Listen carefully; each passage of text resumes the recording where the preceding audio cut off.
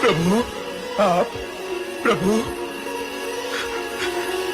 प्रभु,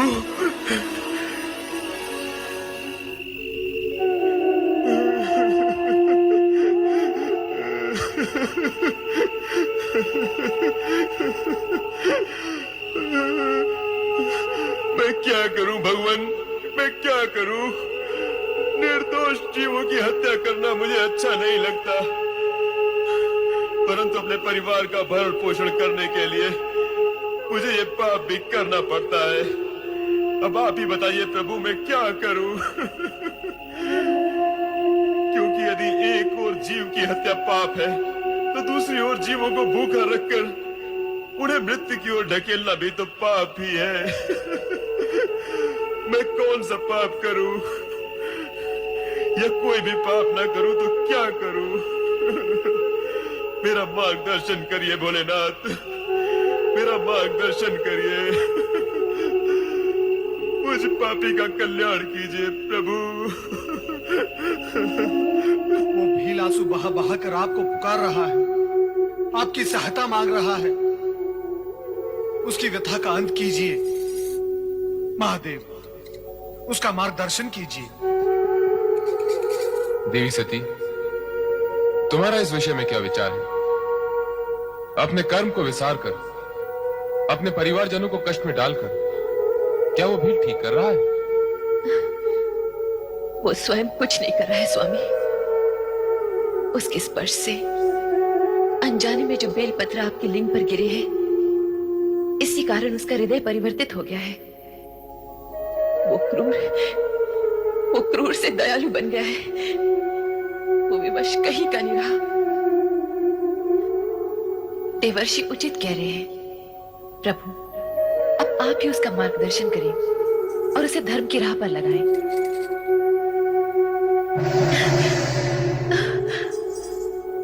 माता, प्रभु ने मेरी विनती सुन ली, मेरी प्रार्थना सार्थक हुई।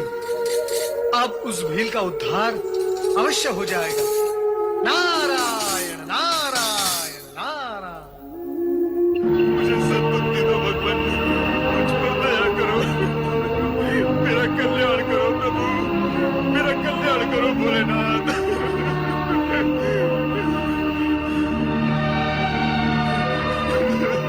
हम अपने वचन के अनुसार यहाँ आ पहुंचे हैं। अब तुम अपना बाण उठाओ और अपने कर्म का पालन करो।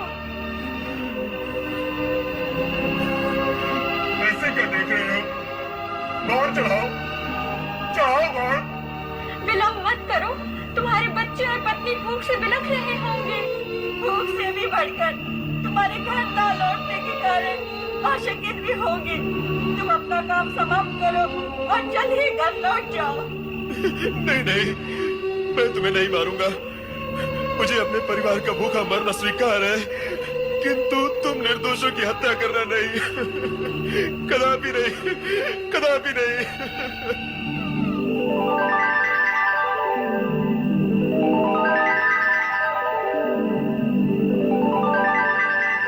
भोलेनाथ,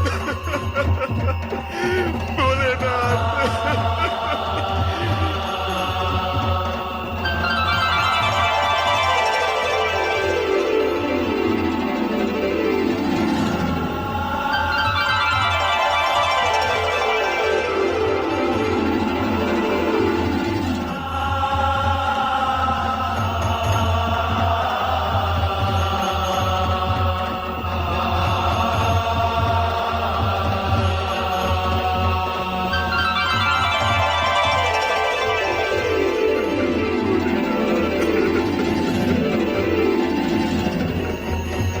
उठो वत्स।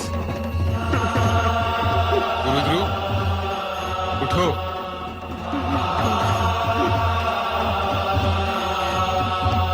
आओ वत्स। प्रभु, प्रभु, प्रभु, प्रभु, प्रभु। मुझे धर्मी को आपने साक्षात दर्शन दिए हैं। इस हत्यारे पापी पर इतनी कृपा क्यों?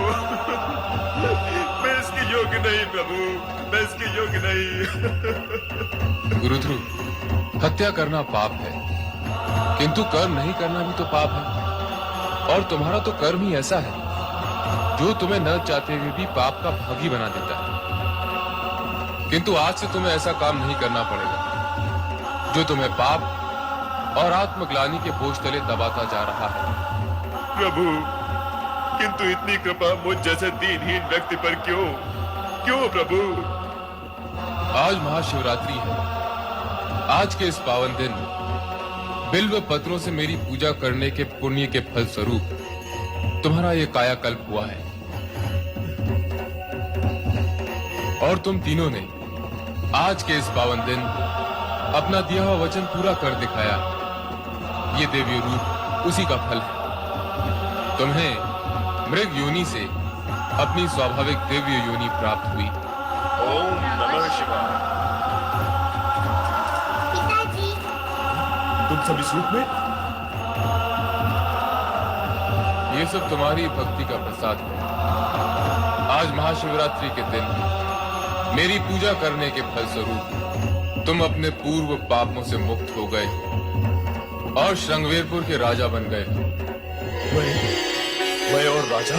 हाँ, अपने परिवार सहित वहां जाकर शिव आराधना को मन में उतार कर राज सुख का उपभोग करो।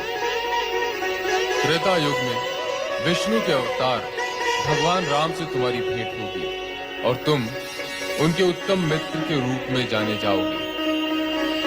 जो आज्ञा भगवान शिव शंकर, जो आज्ञा। तुम तीनों दिव्य धाम के लिए प्रस्थान करो। जो आज्ञा प्रभु। गुरुध्रुव, महाशिवरात्रि के दिन तुमने शिव आराधना करके शिव भक्तों के अध्याय में अपना नाम अमर कर दिया है। जो भी शिव भक्त महाशिवरात्रि के दिन तुम्हारी ये कथा सुनेगा, उसे वो सारे पुण्य प्राप्त होंगे जो तुम्हें हुए। कल्याण भव।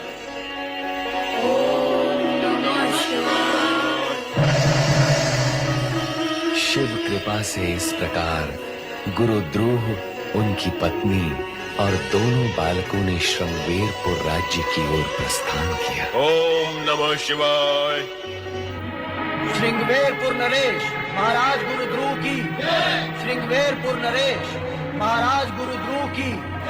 श्रृंगवेरपुर नरेश महाराज गुरुद्रोह की। श्रृंगवेरपुर नरेश महाराज गुरुद्रोह की। महाराज, श्रृंगवेरपुर की प्रजा आप जैसे शिव भक्त को अपने राजा के रूप में पाकर अति प्रसन्न है।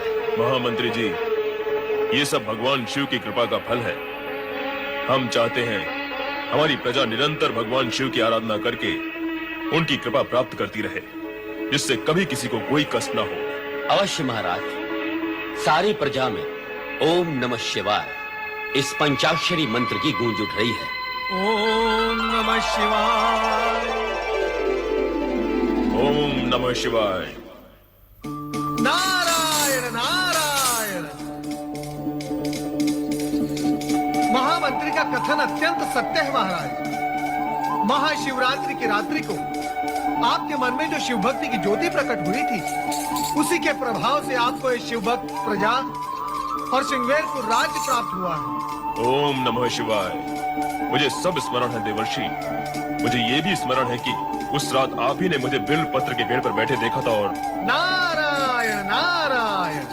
और मैं वहां से सीधा शिव सती के शरण में कैलाश पहुंच गया था। राजन, आप अत्यंत भाग्यवान हैं। महाशिवरात्रि के दिन आपके हाथों हुई शिव भक्ति और पशुवत से विरक्ति के कारण शिव भक्ति में और उसके इतिहास में आपका नाम अमर हो गया है। स्वयं शिवजी और माता सती आपकी शिव भक्ति की प्रशंसा करते हैं। ये सब आपकी कृपा है देवर्षि। मेरी नहीं राजन, भोलेनाथ की कृपा है। और जब भोलेनाथ की कृपा होती है तो असंभव भी संभव हो जाता है।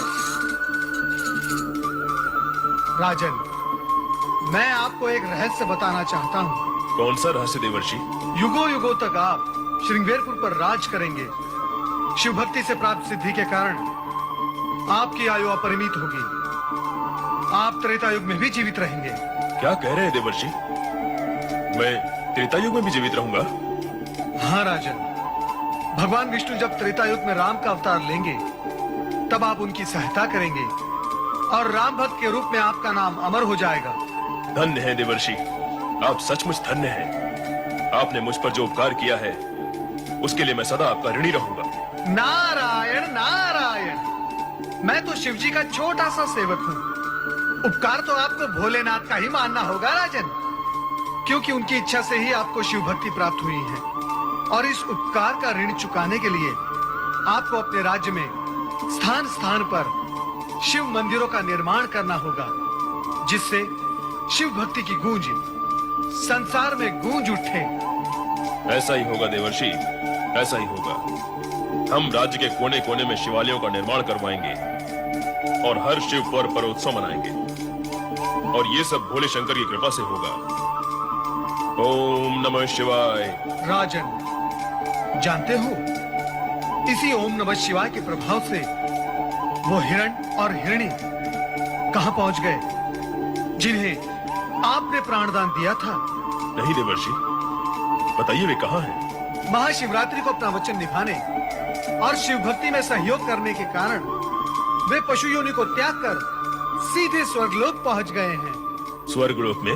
हाँ राजन, अब मैं स्वर्गलोक पहुंचकर उन्हें भी ओम नमः शिवाय की महिमा सुनाऊंगा।